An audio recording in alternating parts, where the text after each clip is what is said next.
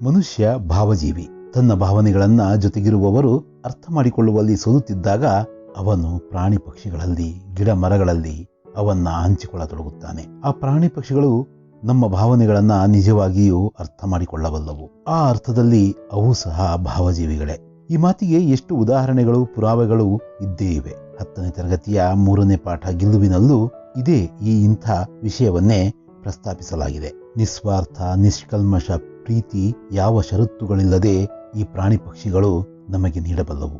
ಈ ಮಾತನ್ನ ಲೇಖಕಿ ಮಹಾದೇವಿ ವರ್ಮಾರವರು ಮನಮುಟ್ಟುವಂತೆ ಚಿತ್ರಿಸಿದ್ದಾರೆ. ಟು ಬಿ ಪಾಯಿಂಟ್ ಎನ್ನುವಂತೆ ನಾಳೆಯ ಪರೀಕ್ಷೆಗಳನ್ನ ಗಮನದಲ್ಲಿರಿಸಿ ಲೇಖನದ ಭಾವಕ್ಕೆ ಚ್ಯುತಿ ಬರದಂತೆ ಅರ್ಥ ಮಾಡಿಕೊಳ್ಳಲು ಪ್ರಯತ್ನಿಸೋಣ. ತಪ್ಪದೇ ಈ ವಿಡಿಯೋವನ್ನ ಪೂರ್ತಿ ನೋಡಿ. ಇಷ್ಟವಾದರೆ ಲೈಕ್, ಶೇರ್ ಮಾಡಲು ಮರೆಯದಿರಿ. ಸಬ್ಸ್ಕ್ರೈಬ್ ಮಾಡಿ ನಮ್ಮ ಈ ಕೆಲಸವನ್ನ ಬೆಂಬಲಿಸಿ. ನಮ್ಮ ಹಿಂದಿ ಕ್ಲಾಸ್ಗೆ ತಮಗೆಲ್ಲ ಆದರದ ಸ್ವಾಗತ. ಗಿಲ್ಲುವಿನಂಥ ಲೇಖನಗಳನ್ನ ರೇಖಾಚಿತ್ರ ಎಂದು ಕರೆಯಲಾಗಿದೆ.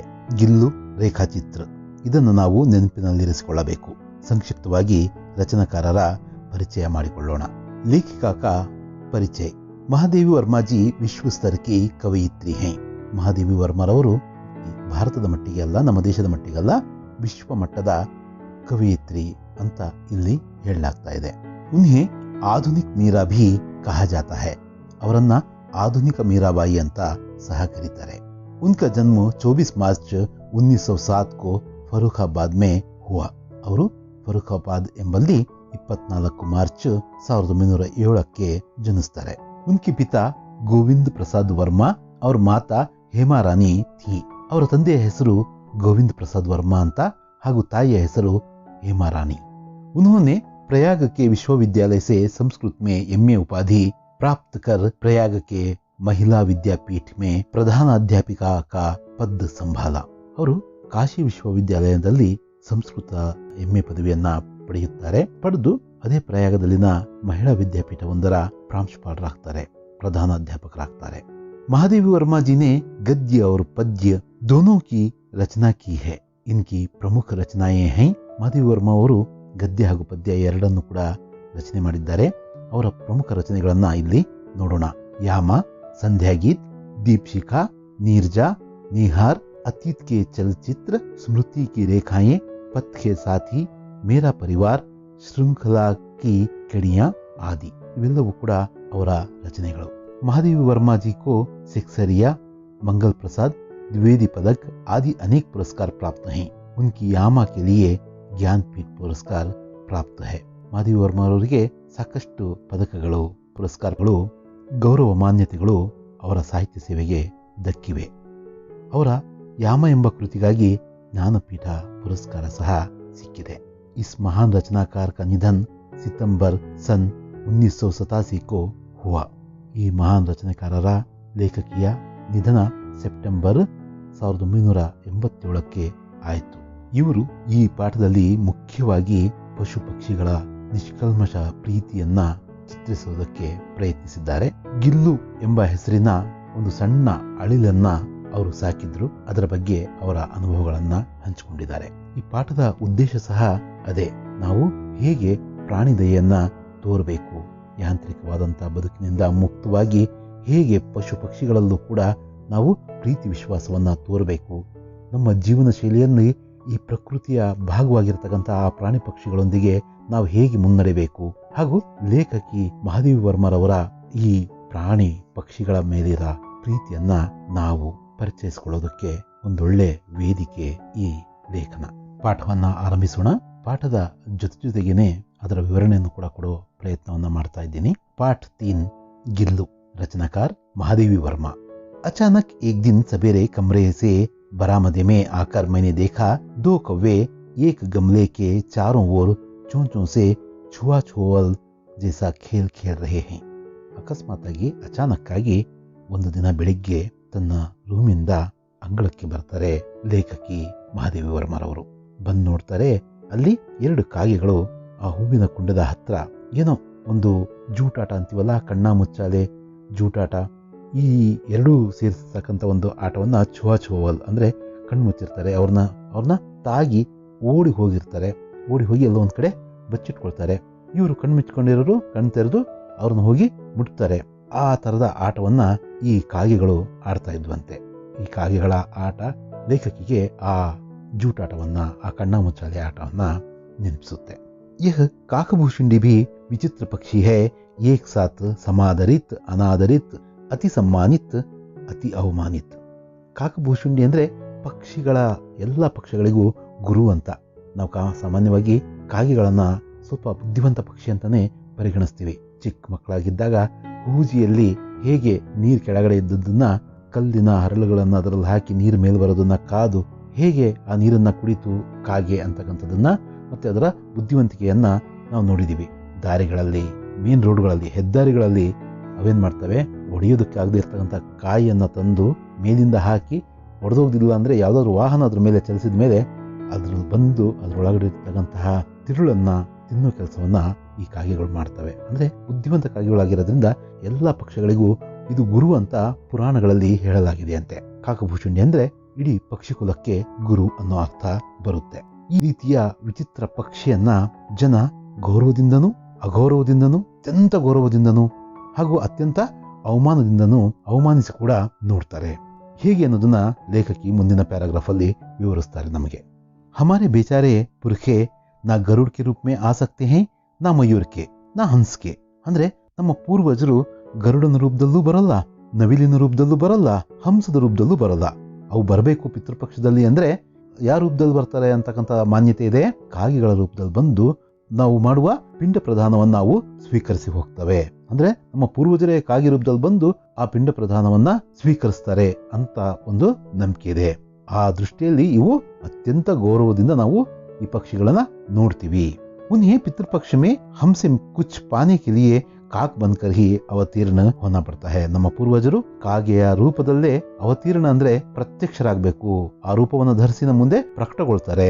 ಇತನಾ ಹಿ ನಹಿ, हमारे दूरस्थ प्रियजनों को भी अपने आने का मधुर संदेश इनके कर्कश स्वर में ही देना पड़ता है. ಯಾವುದೋ ಗಿಣಿಯ ರೂಪದಲ್ಲೋ, ಕೋಗಿಲು ರೂಪದಲ್ಲೋ, ಅದರ ದನಿಯಲ್ಲೋ ನಮ್ಮ ನೆಂಟ್ರಿಷ್ಟ್ರು, ನಮ್ಮ ಸಂಬಂಧಿಗಳು ದೂರದಿಂದ ಬರ್ತಕ್ಕಂಥದ್ದನ್ನ ತಿಳಿಸೋಲ್ಲ. ಹಿಂದೆ ಕಾಗೆ ಮನೆ ಮೇಲೆ ಕಾವ್ ಕಾವ್ ಅಂತ ಇದ್ರೆ ಜನ ಏನನ್ಕಂತಿದ್ರು, ಯಾರೋ ಬರ್ತಾರೆ ಇವತ್ತು ನಮ್ಮ ಮನೆಗೆ, ನಮ್ಮ ಆಪ್ತರು ಅಂತ ಭಾವಿಸ್ತಾ ಇದ್ರು. ಈಗಂತೂ ಮೆಸೇಜ್ ಇದೆ, ಫೋನ್ ಇದೆ, ಈಗ ಎಲ್ಲ ಮೊದಲೇ ಗೊತ್ತಾಗ ಹೋಗುತ್ತೆ. ಒಂದ್ ರೀತಿಯಲ್ಲಿ ರೋಚಕತೆ ಇಲ್ಲದ ದಿನಗಳಿವು. ಅಂದ್ರೆ ಬಂಧುಗಳು ಸಹ ತಮ್ಮ ಬರುವಿಕೆಯನ್ನ ಕಾಗೆಯ ಮುಖಾಂತರನೇ ಹೇಳಿ ಕಳಿಸ್ತಾ ಇದ್ರು ಅಂತ ಲೇಖಕಿ ನೆನಪಿಸ್ಕೊಳ್ತಾರೆ.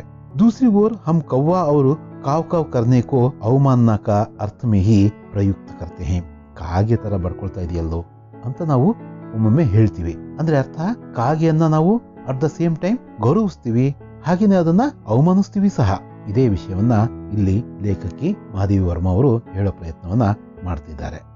मेरे काक पुराण के विवेचन में अचानक बाधा आ पड़ी, क्योंकि गमले और दीवार की संधि में छिपे एक छोटी सी जीव पर मेरी दृष्टि रुक गई. ಹೀಗೆ ಏನೇನೋ ಕಾಗೆ ಪುರಾಣದ ರೀತಿಯಲ್ಲಿ ಕಾಗೆಯ ಬಗ್ಗೆ ಲೇಖಕಿಯ ಮನಸ್ಸಲ್ಲಿ, ಸ್ಮೃತಿ ಪಟಲದಲ್ಲಿ ವಿಚಾರಗಳು ಬರ್ತಾ ಹೋಗ್ತಾ ಇದ್ವು. ಈ ರೀತಿಯ ವಿಚಾರಗಳಿಗೆ ಬ್ರೇಕ್ ಹಾಕಿದ್ದು, ತಡೆ ಹಾಕಿದ್ದು ಯಾವ್ದಪ್ಪ ಅಂದ್ರೆ, ಅವು ಈ ರೀತಿಯ ಜೂಟಾಟ ಆಡ್ತಾ ಇದ್ವಲ್ಲ, ಅಲ್ಲೇ ಹತ್ತಿರದಲ್ಲಿರ್ತಕ್ಕಂತಹ ಆ ಹೂವಿನ ಕುಂಡದ ಮಧ್ಯದಲ್ಲಿ ಒಂದು ಸಣ್ಣ ಜೀವ ಲೇಖಕಿಗೆ ಕಾಣಿಸುತ್ತೆ. ತಟ್ಟನೆ ಅದರ ಕಡೆ ಲೇಖಕಿಯ ಗಮನ ಹೋಗುತ್ತೆ. ನಾವು ಅಷ್ಟೇ ತಾನೆ, ಯಾವುದೋ ವಿಚಾರ ಮಾಡ್ತಾ ಇರ್ತೀವಿ, ಏನೋ ನೋಡಿ ನಮ್ಮ ವಿಚಾರಗಳಲ್ಲಿ ತಡೆ ಆಗುತ್ತೆ, ನಾವು ನಂತರ ಬೇರೆ ವಿಚಾರದ ಕಡೆಗೆ ನಮ್ಮ ಗಮನವನ್ನ ಹರಿಸ್ತೀವಿ. ಹಾಗೆ ಆಗುತ್ತೆ ಇಲ್ಲಿ ಕೂಡ. ನಿಕಟ್ ಜಾಕರ್ ದೇಖ, ಹತ್ತಿರ ಹೋಗಿ ನೋಡ್ತಾರೆ. ಗಿಲಹರಿ ಕಾ ಏಕ್ ಛೋಟಾ ಸಾ ಬಚ್ಚಾ ಹೈ. ಗಿಲಹರಿ ಅಂದ್ರೆ ಅಳಿಲು, ಅಳಿಲಿನ ಒಂದು ಸಣ್ಣ ಮರಿ ಅಲ್ಲಿದೆ. जो संभवतः घोंसले से गिर पड़ा है और अब कौवे जिसमें सुलभ आहार खोज रहे हैं. ಏನಾಗಿರ್ಬೋದು ಅದು? ತನ್ನ ಘೋಂಸ್ಲಾ ಅಂದ್ರೆ ಗೂಡು, ತನ್ನ ಗೂಡಿಂದ ಬಿದ್ದೋಗಿರ್ಬೇಕು ಮರದ ಮೇಲಿಂದ. ಈಗ ಕಾಗೆಗಳು ಸುಲಭ ಆಹಾರವನ್ನ ಅದರಲ್ಲಿ ಹುಡುಕ್ತಿದ್ದಾವೆ. ನಮಗೂ ಸಹ ಈ ರೀತಿಯ ಅಳಿಲುಗಳು ಸಿಕ್ಕಿದಾವೆ. ನಾವು ಕೂಡ ಅವನ್ನ ರಕ್ಷಣೆಯ ಕೆಲಸವನ್ನ ಮಾಡಿರ್ತೀವಿ. ಒಮ್ಮೊಮ್ಮೆ ಉಳಿಸ್ಕೊಳಕ್ಕಾಗುತ್ತೆ, ಒಂದೊಂದ್ಸಲ ಉಳಿಸ್ಕೊಳಕ್ಕಾಗಲ್ಲ. ಈಗ ಲೇಖಕಿ ಅದನ್ನು ಉಳಿಸ್ಕೊಳಕ್ಕಾಗಲ್ವಾ ಅನ್ನೋದೇ ಈ ಲೇಖನ. काकद्वय की चूंचों के दो घाव उस लघु प्राण के लिए बहुत थे, अतः वह निश्चेष्ट सा गमले से चिपका पड़ा था. ಕಾಕದ್ವಯ ಅಂದ್ರೆ ಎರಡು ಕಾಗೆಗಳು. ಆ ಎರಡು ಕಾಗೆಗಳ ಆ ಕೊಕ್ಕಿನಿಂದಾದಂತಹ ಗಾಯ ಆ ಸಣ್ಣ ಪ್ರಾಣಕ್ಕೆ, ಆ ಸಣ್ಣ ದೇಹಕ್ಕೆ, ಆ ಸಣ್ಣ ಜೀವಕ್ಕೆ ಸಾಕಷ್ಟು ನೋವನ್ನ ಕೊಟ್ಟಿತ್ತು. ಹಾಗಾಗಿ ಆ ನೋವನ್ನ ತಡ್ಕೊಳಕ್ಕಾಗದೆ ಅದು ನಿಶ್ಚೇಷ್ಟೆಯಿಂದ ಅಂದ್ರೆ ಯಾವುದೇ ತರಹದ ಅಲುಗಾಟ ಅಥವಾ ನಿಸ್ತೇಜವಾಗಿ ಅದು ಅಲ್ಲಿ ಬಿದ್ದಿತ್ತು. सबने कहा कौवे की चोंच का घाव लगने के बाद यह बच नहीं सकता, अतः इसे ऐसे ही रहने दिया जावे. ಜನ ಅವ್ರ ಕೆಲಸನೇ ಮಾತಾಡೋದು, ಸುಮ್ಮನೆ ಸಲಹೆಗಳನ್ನ ಕೊಡ್ತಕ್ಕಂಥದ್ದು.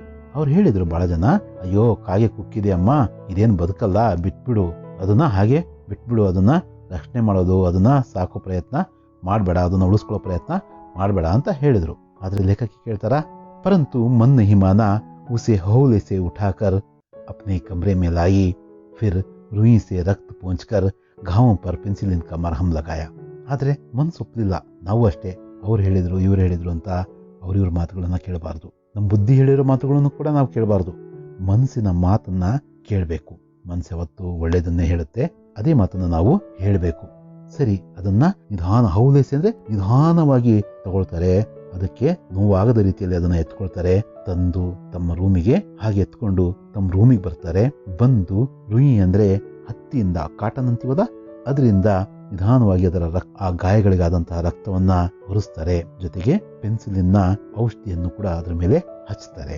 ಕೈ ಗಂಟೆ ಕೆ ಉಪಚಾರ ಕೆ ಉಪರಾಂತ್ ಉಸ್ಕೆ ಮುಹ್ ಮೇ ಏಕ್ ಬೂಂದ್ ಪಾನಿ ಟಪ್ಕಾಯ ಜಾ ಸಕ. ಈ ರೀತಿಯಲ್ಲಿ ಎಷ್ಟೋ ಗಂಟೆ ನೋಡ್ರಿ, ಒಂದು ಪ್ರಾಣಿಯನ್ನು ಸಾಕೋದು ಅಷ್ಟು ಸುಲಭದ ವಿಷಯ ಅಲ್ಲ. ಅದನ್ನು ಉಳಿಸ್ಕೊಳ್ಳೋದು ಇಂಥ ಸಂದರ್ಭದಲ್ಲಿ ಅಷ್ಟು ಸುಲಭ ಅಲ್ವೇ ಅಲ್ಲ. ಎಷ್ಟೋ ಗಂಟೆಗಳ ಉಪಚಾರದ ನಂತರ, ಅಂದ್ರೆ ಎಷ್ಟೋ ಗಂಟೆಗಳ ಶುಶ್ರೂಷೆಯ ನಂತರ ಅದರ ಬಾಯಲ್ಲಿ ಒಂದೇ ಒಂದು ಹನಿ ನೀರನ್ನ ಹಾಕೋದ್ರಲ್ಲಿ ಸಫಲತೆಯನ್ನ ಕಾಣ್ತಾರೆ ಲೇಖಕಿಯವರು. तीसरे दिन वह इतना अच्छा और आश्वस्त हो गया कि मेरी उंगली अपने 2 नन्हे पंजों से पकड़कर नीले कांच के मोतियों जैसी आंखों से इधर उधर देखने लगा. ಪ್ರೀತಿಯ ಒಂದು ಉಪಚಾರ ಅಂದ್ರೆ ನಿರ್ಜೀವಿ ತರ ಬಿದ್ದಿರ್ತಕ್ಕಂಥ ಆ ಸಣ್ಣ ಅಳಿಲಿನ ದೇಹದಲ್ಲೂ ಕೂಡ ಚೇತನವನ್ನ ತುಂಬುತ್ತೆ. ಈ ರೀತಿಯ ಪ್ರೀತಿಯನ್ನ ಲೇಖಕಿ ಮಹಾದೇವಿ ವರ್ಮಾ ಅವರು ತೋರಿಸಿರ್ತಾರೆ. 3 ದಿನಗಳ ನಂತರ ಅದೇನಾಗುತ್ತೆ, ತುಂಬಾ ಚೆನ್ನಾಗಿ ತಯಾರಾಗುತ್ತೆ. ಅಂದ್ರೆ ಅದು ಅಷ್ಟು ಅದರಲ್ಲಿ ಚೈತನ್ಯ ತುಂಬುತ್ತೆ. ಅದು ಬಂದು ಲೇಖಕಿಯ ಬೆರಳನ್ನ, ಉಂಗ್ಲಿ ಅಂದ್ರೆ ಬೆರಳನ್ನ, ತನ್ನ 2 ಸಣ್ಣ, ನನ್ಹ ಅಂದ್ರೆ ಸಣ್ಣ ಚಿಕ್ಕ, ಪಂಜೆ ಅಂದ್ರೆ ಆ ಕೈಗಳಿಂದ ಹಿಡಿದು ತನ್ನ ನೀಲಿ ಗಾಜಿನ ಮುತ್ತಿನಂಥ ಕಣ್ಣುಗಳಿಂದ ಆ ಕಡೆ ಈ ಕಡೆ ನೋಡುತ್ತೆ. ಈ ನೀಲಿ ಗಾಜಿನ ಮುತ್ತಿನಂತಹ ಕಣ್ಣುಗಳು ಅನ್ನೋ ವಿವರಣೆ ಇದೆಯಲ್ಲ, ಇದು ಅತ್ಯಂತ ಆಕರ್ಷಕವಾದಂತಹ ವಿವರಣೆ. ಲೇಖಕಿಗೆ ಆ ಗಿಲುವಿನಲ್ಲಿ ಅತ್ಯಂತ ಆಕರ್ಷಕವಾದಂತಹ ವಿಷಯ ಏನಪ್ಪಾ ಅಂದ್ರೆ ಈ ಕಣ್ಣುಗಳೇ. ಅವರು ಈ ಲೇಖನದಲ್ಲಿ ಪದೇ ಪದೇ ಆ ಕಣ್ಣುಗಳ ಬಗ್ಗೆ ಹೇಳ್ತಾ ಹೋಗ್ತಾರೆ. 3-4 मास में उसके स्निग्ध रोएं, झब्बेदार पूंछ और चंचल चमकीली आंखें सबको विस्मित करने लगी. 3-4 ತಿಂಗಳಾಯ್ತು ಆ ಅಳಿಲಿನ ಮರಿ ಈ ಮನೆಗೆ ಬಂದು. ಈ ಮಧ್ಯೆ ಅದರ ಸ್ನಿಗ್ಧ ರೋಮಗಳು, ಅಂದ್ರೆ ಆ ಕೂದಲು ನೇರವಾಗಿ ನಿಂತಿರ್ತಕ್ಕಂಥ ಆ ರೋಮಗಳು, ಜಬ್ಬೇದಾರ್ ಪೂಂಚ್ ಅಂದ್ರೆ ಒಂಥರ ಬ್ರಷ್ನ ರೀತಿಯಲ್ಲಿ ಇರ್ತಕ್ಕಂಥ ಅದರ ಬಾಲ, ಪೂಂಚ್ ಅಂದ್ರೆ ಬಾಲ, ಹಾಗೆ ಚಂಚಲತೆಯಿಂದ ತುಂಬಿರ್ತಕ್ಕಂತಹ ಮಿಂಚುವ ಅದರ ಕಣ್ಣುಗಳು ಎಲ್ಲರನ್ನ ಆಶ್ಚರ್ಯಕ್ಕೆ ಒಳಪಡಿಸಿದ್ವು. हम उसे गिल्लू कहकर बुलाने लगे. मैंने फूल रखने की एक हल्की डलिया में रुई बिछाकर उसे तार से खिड़की पर लटका दिया. ಅಳಿಲನ್ನ ಹಿಂದಿಯಲ್ಲಿ ಗಿಲ್ಹರಿ ಎಂದು ಕರೀತಾರೆ. ಆ ಜಾತಿ ಸೂಚಕ ಪದವನ್ನೇ ಇವರು ಅದರ ಹೆಸರನ್ನಾಗಿ ಪರಿವರ್ತಿಸ್ತಾರೆ. ಅದನ್ನು ಎಲ್ಲರೂ ಕೂಡ ಗಿಲ್ಲು ಅಂತ ಕೂಗ್ತಾ ಇದ್ರು, ಕರಿತಾ ಇದ್ರು. ಲೇಖಕಿಯವರು ಏನ್ ಮಾಡಿದ್ರಪ್ಪ ಅಂದ್ರೆ, ಹೂವನ್ನ ಇಡ್ತಕ್ಕಂತ ಒಂದು ಹಗುರವಾದಂತಹ ಬುಟ್ಟಿಯಲ್ಲಿ ರುಯಿ ಅಂದ್ರೆ ಕಾಟನ್, ಹತ್ತಿಯನ್ನ ಹಾಸಿ ಅದನ್ನ, ಆ ಬುಟ್ಟಿಯನ್ನ ತಾರ್ ಅಂದ್ರೆ ತಂತಿಯನ್ನ ಕಟ್ಟಿ ಕಿಟಕಿ ಹತ್ರ ಅದನ್ನ ಒಂದು ತರ ಜೋಕಾಲಿಯಂತೆ, ಉಯ್ಯಾಲಿಯಂತೆ ಕಟ್ತಾರೆ. ಅಂದ್ರೆ ಆ ಗಿಲ್ಲುವಿಗೆ ಇರೋದಕ್ಕೆ ವ್ಯವಸ್ಥೆಯನ್ನ ಮಾಡ್ತಾರೆ. 2 ವರ್ಷ ವಹಿ ಗಿಲ್ಲು ಕಾ ಘರ್ ರಹಾ. ಈ ರೀತಿ ತಯಾರಾದಂತಹ ಆ ಮನೆಯಲ್ಲಿ 2 ವರ್ಷಗಳವರೆಗೂ ಆ ಗಿಲ್ಲು ಆರಾಮವಾಗಿ ಇತ್ತು. वह स्वयं हिलाकर अपने घर में झूलता और अपनी कांच के मनकों सी आंखों से कमरे के भीतर और खिड़की से बाहर न जाने क्या देखता समझता रहता था. ಆ ಉಯ್ಯಾಲಿಯಾದಂತಹ ಆ ಮನೆಯನ್ನ ಅದೇನ್ ಮಾಡ್ತಾ ಇತ್ತು, ತಾನೇ ತಾನು ಜೋಕಾಲಿಯ ಹಾಗೆ ಆಡಿಸ್ತಾ ಇತ್ತು. ಜೊತೆಗೆ ನಾನು ಮೊದಲೇ ಹೇಳಿದ್ನಲ್ಲ, ಮಹಾದೇವಿ ವರ್ಮಾರವರಿಗೆ ಅದರ ಕಣ್ಣುಗಳು ಅತ್ಯಂತ ಆಕರ್ಷಣೀಯವಾಗಿ ಕಾಣಿದಾವೆ. ಪದೇ ಪದೇ ಅವುಗಳನ್ನ ಅವರು ವರ್ಣಿಸ್ತಾ ಇರ್ತಾರೆ ಅಂತ ಮತ್ತೆ ಅವುಗಳ ಕಣ್ಣಿನ ಸುದ್ದಿಗೆ ಅವ್ರು ಹೋಗ್ತಾರೆ. अपनी कांच के मनಕೋಸಿ ಆಂಖೋं से ತನ್ನ ಗಾಜಿನ ಮುತ್ತಿನಂಥ ಕಣ್ಣುಗಳಿಂದ ಅದು ಮನೆಯ ಒಳಗಡೆ ಕಿಟಕಿಯ ಹೊರಗಡೆ ಅದೇನೋ ನೋಡ್ತಾ ಇತ್ತು. ಏನ್ ತಿಳಿತಿತ್ತು ಅದಕ್ಕೆ ಏನೋ ಅಂತ ಲೇಖಕಿಯವರು ಹೇಳ್ತಾ ಇದ್ದಾರೆ.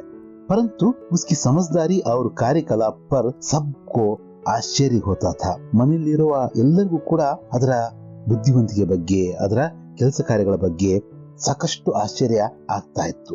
जब मैं लिखने बैठती तब अपनी ओर मेरा ध्यान आकर्षित करने की उसे इतनी तीव्र इच्छा होती थी कि उसने एक अच्छा उपाय खोज निकाला. ರಚನಾಕಾರರು ಬರೆಯುವುದಕ್ಕೆ ಏನಾದ್ರೂ ಬರಿತಾ ಇರ್ತಾರಲ್ವಾ, ಕಥೆ ಕವಿತೆ ಲೇಖನಗಳನ್ನ ಬರಿಬೇಕು ಅಂತ ಅವರು ಕುತ್ಕೊಂಡಾಗ ಗಿಲ್ಲುಗೆ ಹೇಗಾದ್ರೂ ಮಾಡಿ, ಸಾಕು ಪ್ರಾಣಿಗಳಲ್ಲಿ ಅದೊಂದು ಅಭ್ಯಾಸ ಇರುತ್ತೆ, ತನ್ನ ಸಾಕಿದವರನ್ನ ಅವರ ಗಮನವನ್ನ ಹೇಗಾದ್ರೂ ಗ್ರಾಬ್ ಮಾಡಬೇಕು, ಹೇಗಾದ್ರೂ ಅವರು ತನ್ನ ಕಡೆ ನೋಡ್ಬೇಕು ಅನ್ನೋ ಆಸೆ ಅವಕ್ಕೆ ಇರುತ್ತೆ. ಆ ಆಸೆಯನ್ನು ಈಡೇರಿಸಿಕೊಳ್ಳೋದಕ್ಕೆ ಅದೊಂದು ಉಪಾಯವನ್ನ ಆಲೋಚನೆ ಮಾಡಿತ್ತು. ಏನದು ಉಪಾಯ? ವಹ್ ಮೇರೆ पैर तक आकर सर से पर्दे पर चढ़ जाता और फिर उसी तेजी से उतरता.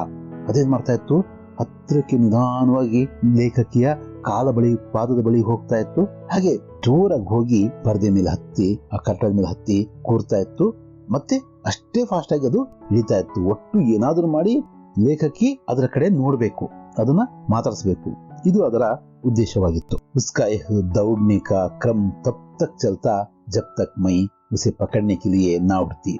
ಹೀಗೆ ಬರ್ಕೊಂತ ಕುತ್ಕೊಂಡಿರ್ತಕ್ಕಂಥ ಲೇಖಕಿ ಅದನ್ನು ಹೋಗಿ ಹಿಡಿಬೇಕು, ಎಲ್ಲಿವರೆಗೂ ಹಿಡಿಯಲ್ವೋ ಅಲ್ಲಿವರೆಗೂ ಕೂಡ ಅದು ಅದೇ ತರ ಕಾಲಿನ ಹತ್ರ ಬರೋದು, ಪರದೆ ಮೇಲೆ ಹತ್ತೋದು, ಬೇಗ ಇಳಿಯೋದು, ಈ ತರದ ಕೆಲಸವನ್ನ ಚೇಷ್ಟೆಯನ್ನ ಅದು ಮಾಡ್ತಾನೆ ಇರ್ತಾ ಇತ್ತು. कभी मैं गिल्लू को पकड़कर एक लंबे लिफाफे में इस प्रकार रख देती कि उसके अगले 2 पंजों और सिर के अतिरिक्त सारा लघुगात लिफाफे में भीतर बंद रहता. ಹೇಗೆ ಯಾವ್ದಾದ್ರೂ ಕೂಡ ಅಡ್ಡಗೋಡೆ ಹತ್ರ ನಿಂತಿರ್ತಕ್ಕಂಥ ಮಕ್ಕಳು ಕಿಣಿಕಿಣಿಕಿ ನೋಡ್ತಾ ಇರ್ತಾರಲ್ವಾ, 2 ಕೈ ಹಾಗೂ ತಲೆ ಅಷ್ಟೇ ಹೊರಗಡೆ ಇರುತ್ತಲ್ಲ, ಅದೇ ತರ ಮಹಾದೇವಿ ವರ್ಮ ಅವ್ರು ಏನ್ ಮಾಡ್ತಾ ಇದ್ರು, ಯಾವಾಗಾದ್ರೂ ಕೂಡ ಆ ಗಿಲ್ಲುವನ್ನ ಆ ಅಳಿಲನ್ನ ಹಿಡಿದು ಒಂದು ಪೇಪರ್ನ ಕವರ್ ಅಲ್ಲಿ ಹಾಕ್ತಾ ಇದ್ರು. ಲಿಫಾಫಾ ಅಂದ್ರೆ ಕವರ್, ಪೇಪರ್ನ ಕವರ್ ಇರುತ್ತಲ್ಲ ಏನಾದ್ರು ಪೋಸ್ಟ್ ಮಾಡೋದಕ್ಕೆ, ಆ ತರದ ಕವರ್ ಅಲ್ಲಿ ಇಡ್ತಾ ಇದ್ರು.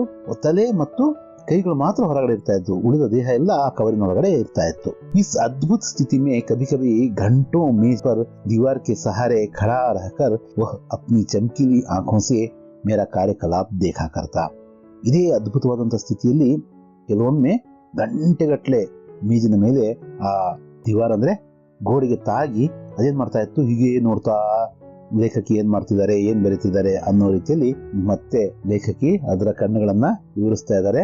ಚಮಕೀಲಿ ಆಂಖೋನ್ಸೆ, ಮಿಂಚುತ್ತಿರುವ ಆ ಕಣ್ಣುಗಳಿಂದ ನೋಡ್ತಾ ಹಾಗೆ ಇರ್ತಾ ಇತ್ತು. भूख लगने पर चिक चिक करके मानो वह मुझे सूचना देता और काजू या बिस्कुट मिल जाने पर उसी स्थिति में लिफाफे से बाहर वाले पंजों से पकड़कर उसे कुतरता रहता. ಅದೇನ್ ಮಾಡ್ತಾ ಇತ್ತು, ಹೀಗೆ ಗಂಟೆಗಟ್ಟಲೆ ಇರ್ಬೇಕಾದ್ರೆ ಹಸುವಾಗುತ್ತಲ್ವಾ, ಹಸುವನ್ನ ಚಿಕ್ಕ ಚಿಕ್ಕನ್ನ ಧ್ವನಿ ಮೂಲಕ ಸೂಚಿಸ್ತಾ ಇತ್ತು, ನನಗೆ ಹಸುವಾಗಿದೆ, ಏನಾದ್ರೂ ಕೊಡ್ರಿ ಅನ್ನೋ ಅಂತ ಕೇಳೋ ರೀತಿಯಲ್ಲಿ. ಕಾಜು ಅಂದ್ರೆ ಗೋಡಂಬಿ, ಗೋಡಂಬಿ ಅಥವಾ ಬಿಸ್ಕತ್ ಅನ್ನ ಲೇಖಕಿ ಅದರ ಕೈಗಿಟ್ರೆ ಅದು ಹಾಗೆ ನಿಂತು ಆ ಕವರಲ್ಲೇ ಇದ್ದು ಅದೇನ್ ಮಾಡ್ತಾ ಇತ್ತು, ಅದನ್ನ ಕುತರ್ನ ಅಂದ್ರೆ ಕಡಿತಾ ಕಚ್ತಾ ಅದನ್ನ ತಿಂತಾ ಇತ್ತು. ಫಿರ್ ಗಿಲ್ಲು ಕಿ ಜೀವನ್ ಕಾ ಪ್ರಥಮ ವಸಂತಾಯ. ಈಗ ಮರಿಯಾಗಿರ್ತಕ್ಕಂತಹ ಆ ಗಿಲ್ಲು ಸ್ವಲ್ಪ ವಯಸ್ಸಿಗೆ ಬಂದಿದೆ, ಯೌವನಕ್ಕೆ ಬಂದಿದೆ, ಪ್ರಥಮ ವಸಂತ ಅದರ ಜೀವನದಲ್ಲಿ ಕಾಲಿಟ್ಟಿದೆ. बाहर की गिलहरियां खिड़की की जाली के पास आकर चिक चिक करके ना जाने क्या कहने लगी. ಯೌವನದ ಕಾಲ ಸಂಗಡಿಗಳೊಂದಿಗೆ ತಿರುಗುವ ಕಾಲ.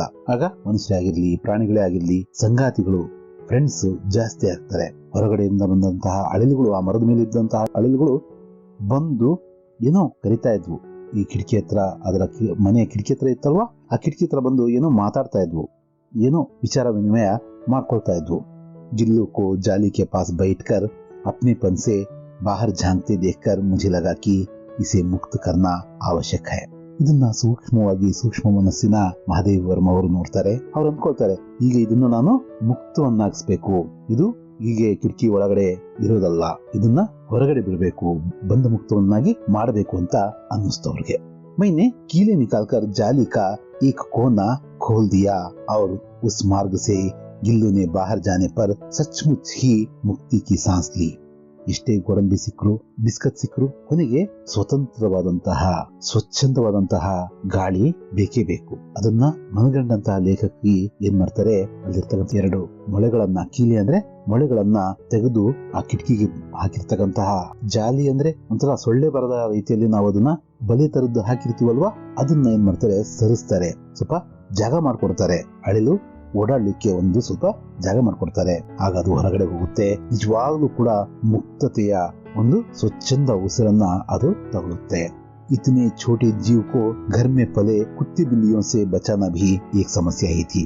ಮನೆಯಲ್ಲಿ ಅಳಿಲೊಂದನ್ನೇ ಸಾಕಿರಲಿಲ್ಲ ಇವರು. ಬೇರೆ ಬೇರೆ ಲೇಖನಗಳಲ್ಲಿ ಅವರು ಬೇರೆ ಬೇರೆ ಪ್ರಾಣಿ ಪಕ್ಷಿಗಳನ್ನ ಸಾಕಿರ್ತಕ್ಕಂಥದ್ದನ್ನ ನಾವು ನೋಡಬಹುದು. ಇದೇ ರೀತಿಯ ಲೇಖನಗಳು ಆ ಎಲ್ಲಾ ಪ್ರಾಣಿಗಳ ಬಗ್ಗೆ ಕೂಡ ಮಹಾದೇವಿ ವರ್ಮ ಅವರು ಬರೆದಿದ್ದಾರೆ. ಮನೆಯಲ್ಲಿರ್ತಕ್ಕಂತಹ ನಾಯಿ, ಬೆಕ್ಕುಗಳು ಮುಖ್ಯವಾಗಿ ಅವೇನ್ ಮಾಡ್ತವೆ, ಈ ತರ ಸಣ್ಣ ಜೀವಿಗಳು ಸಿಕ್ಕರೆ ಅವನ್ನ ಹಿಡಿದು ತಿಂದ್ಬಿಡ್ತವೆ. ಅವುಗಳ ಬಾಯಿಂದ ರಕ್ಷಣೆ ಮಾಡೋದು ಒಂದು ಸಮಸ್ಯೆ, ಒಂದು ಸವಾಲಿನ ತರ ಲೇಖಕಿಗೆ ಅನ್ನಿಸ್ತಾ ಇತ್ತು.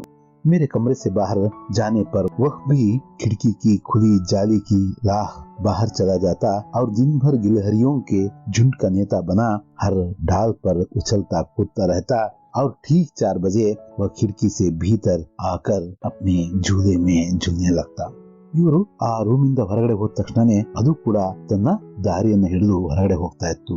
ದಿನ ಎಲ್ಲ ಅದೇನ್ ಮಾಡ್ತಾ ಇತ್ತು, ಉಳಿದಂತಹ ಅಳಿಲುಗಳೊಂದಿಗೆ ಆಡ್ತಾ ಇತ್ತು. ಪ್ರತಿ ರೆಂಬೆ ಕೊಂಬೆ ಮೇಲೂ ಕೂಡ ಕುಣಿತಾ ಇತ್ತು. ಲೇಖಕಿ ಏನ್ ಹೇಳ್ತಿದ್ದಾರೆ, ಸ್ವಲ್ಪ ಮುಂದುವರೆದು ಅವುಗಳ ಆ ಉಳಿದ ಅಳಿಲುಗಳ ಮುಖಂಡನಾಗಿ ಇದು ಇರ್ತಾ ಇತ್ತು ಅಂತ ಹೇಳ್ತಾ ಇದ್ದಾರೆ. ಕೊನೆಗೆ ಸಂಜೆ 4 ಗಂಟೆ ಆದ ತಕ್ಷಣನೇ ಅದು ಮತ್ತೆ ವಾಪಸ್ ಬಂದು ತನ್ನ ಆ ಉಯ್ಯಾಲೆ ಸೇರಿ ಅದು ಮತ್ತೆ ಜೋಕಾಲಿ ತರ ಅದು ಆ ಆಟವನ್ನ ಆಡೋದಕ್ಕೆ ಶುರು ಮಾಡ್ತಾ ಇತ್ತು.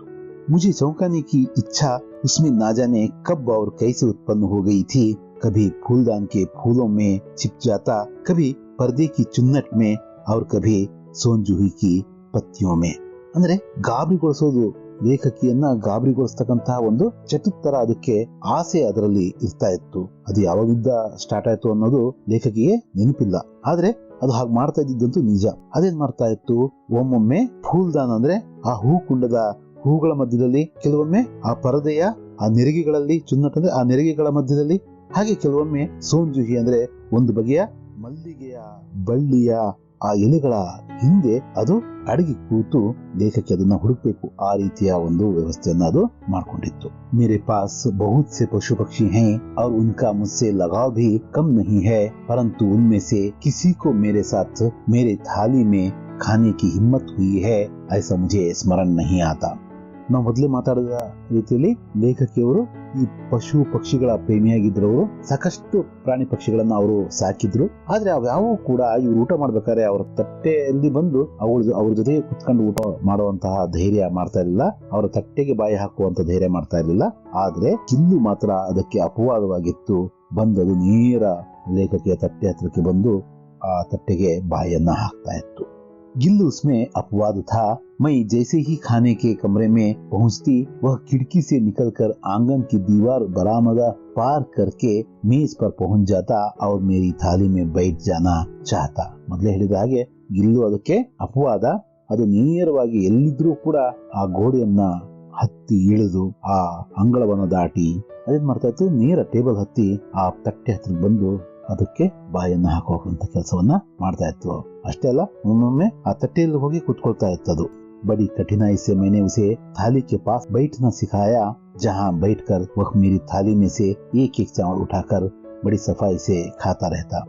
ಲೇಖಕಿಯವರಿಗೆ ಈ ಪ್ರಾಣಿಗಳ ಮನಸ್ಥಿತಿ ಗೊತ್ತು. ಅದನ್ನ ಅರ್ಥ ಮಾಡ್ಕೊಂಡು ಅವ್ರು ಏನ್ ಮಾಡ್ತಾ ಇದ್ರು, ತುಂಬಾ ಕಷ್ಟಪಟ್ಟೆ ಅದಕ್ಕೆ ಒಂಥರ ಪ್ರಾಕ್ಟೀಸ್ ಮಾಡಿಸಿದ್ರು. ಹತ್ತದಲ್ಲೇ ಕುತ್ಕೋಬೇಕು, ತಟ್ಟೆ ಹತ್ತಿ ಒಳಗಡೆ ಕುತ್ಕೊಳ್ಳೋದಲ್ಲ, ಹಾಗೆ ಕುಂಡಿಸಿ ಒಂದೊಂದೇ ಅಗಳನ್ನ, ಚಾವಲ್ ಅಂದ್ರೆ ಅನ್ನದ ಅಕ್ಕಿ ಅನ್ಬೋದು ಅಥವಾ ಅನ್ನ ಅನ್ಬೋದು, ಆ ಅಗಳನ್ನ ಒಂದೊಂದೇ ಅಗಳನ್ನ ಅದು ತುಂಬಾ ಕ್ಲೀನ್ ಆಗಿ, ಸಫಾಯಿ ಅಂದ್ರೆ ನೀಟಾಗಿ ತಿಂತಾ ಇತ್ತು. काजू उसका प्रिय खाद्य था और कई दिन काजू न मिलने पर वह अन्य खाने की चीजें या तो लेना बंद कर देता था या झूले से नीचे फेंक देता था. ಮೊದಲೇ ಹೇಳಿದ ಹಾಗೆ ಗೋಡಂಬಿ ಅದಕ್ಕೆ ಪ್ರಿಯವಾದಂತಹ ಖಾದ್ಯ. ತುಂಬಾ ದಿನ ಗೋಡಂಬಿ ಸಿಗದೇ ಇದ್ರೆ ಮಕ್ಕಳ ರೀತಿಯಲ್ಲಿ ಅದು ಕೂಡ ಹಠ ಮಾಡ್ತಾ ಇತ್ತು. ಬೇರೆ ಕೊಟ್ಟಿರ್ತಕ್ಕಂತಹ ಪದಾರ್ಥಗಳನ್ನ ಅದು ತಿಂತಾ ಇರಲಿಲ್ಲ. ಒಮ್ಮೊಮ್ಮೆ ಏನ್ ಮಾಡ್ತಾ ಇತ್ತು, ಅದು ತನ್ನ ಮನೆ ಅಂದ್ರೆ ತನ್ನ ಗೂಡಲ್ಲಿ ಇಟ್ಟಿರ್ತಕ್ಕಂತಹ ಆ ಬೇರೆ ಪದಾರ್ಥಗಳನ್ನ ಕೆಳಗಡೆ ಬಿಸಾಡ್ತಾ ಇತ್ತು. ನನಗಿದು ಬೇಡ, ನನಗೆ ಗೋಡಂಬಿನೇ ಬೇಕು ಅನ್ನೋ ಅರ್ಥದಲ್ಲಿ. उसी दिन मुझे मोटर दुर्घटना में आहत होकर कुछ दिन अस्पताल में रहना पड़ा. ಹೀಗೆ ಆ ಗಿಲ್ಲುವಿನೊಂದಿಗೆ ಒಳ್ಳೆ ಸ್ನೇಹ ಸಂಬಂಧದಲ್ಲಿದ್ದಂತಹ ಮಹಾದೇವ್ ವರ್ಮರವರು ಅಚಾನಕ್ಕಾಗಿ ಒಂದು ಮೋಟಾರ್ ಅವಘಡಕ್ಕೆ, ವಾಹನದ ಒಂದು ಅಪಘಾತಕ್ಕೆ ಒಳಗಾಗ್ತಾರೆ. ಈಗ ಅವರು ಆಸ್ಪತ್ರೆಯಲ್ಲೇ ಇರ್ತಾ ಇದ್ದಾರೆ, ಮನೆಯಲ್ಲಿ ಅವರಿಲ್ಲ. उन दिनों जब मेरे कमरे का दरवाजा खोला जाता, गिल्लू अपने झूले से उतरकर दौड़ता और फिर किसी दूसरे को देखकर तेजी से अपने घोंसले में जा बैठता. ಆಗ ಅವರ ಕೊಠಡಿಯ ಬಾಗಿಲನ್ನು ತೆಗೆದ ತಕ್ಷಣನೇ ಲೇಖಕಿಯೇ ಬಂದಿರಬಹುದು ಅನ್ನೋ ಆಸೆಯಲ್ಲಿ ಗಿಲ್ಲು ಏನ್ ಮಾಡ್ತಾ ಇತ್ತು, ಓಡಿ ಬರ್ತಾ ಇತ್ತು. ಅವರ ಬದಲಿಗೆ ಬೇರೆಯವರನ್ನ ಕಂಡು ನಿರಾಸೆಯಿಂದ ಮತ್ತೆ ತನ್ನ ಗೂಡೊಳಗಡೆ ಹೋಗಿ ಸೇರ್ಕೊಳ್ತಾ ಇತ್ತು. ಸಬ್ ಉಸೆ ಕಾಜು ದೇ ಜಾತೆ, परंतु अस्पताल से लौटकर जब मैंने उसके झूले की सफाई की तो उसमें काजू भरे मिले, जिनसे ज्ञात होता था कि वह उन दिनों अपना प्रिय खाद्य कितना कम खाता रहा. ಎಲ್ಲರೂ ಕೂಡ ಹೀಗೆ ಲೇಖಕಿಯವರ ಅನುಪಸ್ಥಿತಿಯನ್ನ ಬೇಸರದಿಂದ ಅನುಭವಿಸ್ತಾ ಇದ್ದಂತಹ ಗಿಲ್ಲುವನ್ನ ಸಮಾಧಾನಿಸುವುದಕ್ಕೋ ಏನೋ ಗೋಡಂಬಿ ಕೊಟ್ಟು ಹೋಗ್ತಾ ಇದ್ರು. ಆಸ್ಪತ್ರೆಯಿಂದ ಹಿಂದಿರುಗಿ ಅವರು ಆ ಗೋಡಲ್ಲಿ ನೋಡಿದಾಗ ಅದನ್ನ ಕ್ಲೀನ್ ಮಾಡ್ಬೇಕಾದ್ರೆ ಅವರಿಗೆ ಕಾಣಿಸೋದೇನಪ್ಪ ಅಂದ್ರೆ ಸಾಕಷ್ಟು ಗೋಡಂಬಿಗಳು ಅಲ್ಲೇ ಬಿದ್ದಿದ್ವು. ಅಂದ್ರೆ ಲೇಖಕಿ ಇಲ್ಲದೆ ಇರೋದ್ರಿಂದ ಅದು ತನ್ನ ಪ್ರಿಯ ಖಾದ್ಯವಾದಂತಹ ಗೋಡಂಬಿಯನ್ನು ಸಹ ತುಂಬಾ ಕಡಿಮೆ ತಿಂದು ಬದುಕಿತ್ತು. मेरी अस्वस्थता में वह तकिए पर सिरहाने बैठकर अपने नन्हे नन्हे पंजों से मेरे सिर और बालों को हौले हौले सहलाता रहता. ಇನ್ನು ಆಸ್ಪತ್ರೆಯಿಂದ ಬಿಡುಗಡೆಯಾಗಿ ಈಗ ತಾನೇ ಮಹಾದೇವ್ ವರ್ಮ ಅವರು ಮನೆ ಸೇರಿದ್ದಾರೆ.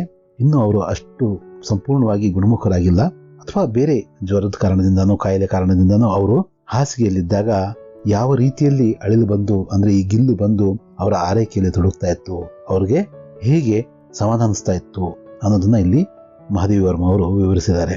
ಅದೇನ್ ಮಾಡ್ತಾ ಇತ್ತು, ಬಂದು ಅವರ ತಲೆ ದಿಂಬಿನ ಬಳಿ ಕೂತ್ಕೊಂಡು ನಿಧಾನವಾಗಿ ತನ್ನ ಸಣ್ಣ ಸಣ್ಣ ಕೈಗಳಿಂದ ಅವರ ತಲೆಯನ್ನ ನೇವರಿಸ್ತಾ ಇತ್ತು. गर्मियों में जब मैं दोपहर में काम करती रहती तो ಗಿಲ್ಲು ನಾ ಬಾಹರ್ ಜಾತಾ ನಾ ಅಪ್ನೆ ಝೂಲೆ ಮೇ ಬೇಡ್ತಾ.